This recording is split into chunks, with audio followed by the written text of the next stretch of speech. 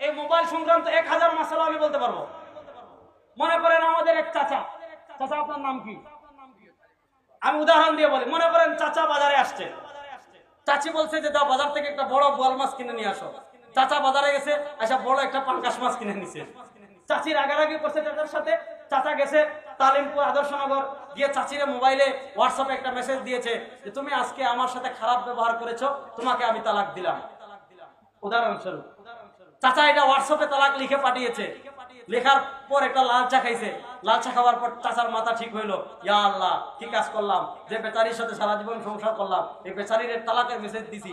এখন চাচা মোবাইল বের করছে, হোয়াটসঅ্যাপ বের করে দেখলো, হায় হায় চাচি তো এখন মেসেজ দেখে নাই। এখন চাচা কি করছে, বিসমিল্লাহির রহমানির রহিম মেসেজ ডিলিট করে দিচ্ছে।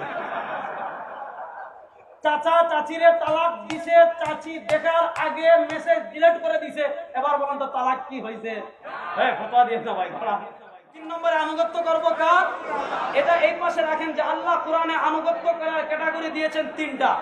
এবার শুনেন তিরমিজি শরীফের হাদিস, ইমাম ইবনে আব্দুল বার মালিকি রাহিমাহুল্লাহ, ভাই কথা বলেন না।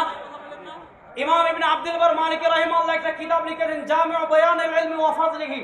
সেই কিতাবে হাদিস এনেছেন আল্লাহর নবী সাল্লাল্লাহু আলাইহি ওয়াসাল্লাম মুআয ইবনে জাবালকে যখন ইয়ামানে পাঠাচ্ছেন, আল্লাহর নবী মুআয ইবনে জাবালকে জিজ্ঞেস করছেন, বিমা তাকদি ইয়া মুআয, হে মুআয ইবনে জাবাল তুমি ইয়ামানে যাচ্ছ, যখন মদিনায় ছিলা তোমার কাছে যে মাসআলা আসতো তুমি সমাধানের জন্য আমার কাছে আসতা, ইয়ামানে যাওয়ার পর আমাকে পাইবা না, আমার সাথে মোবাইলে যোগাযোগ করতে পারবা না।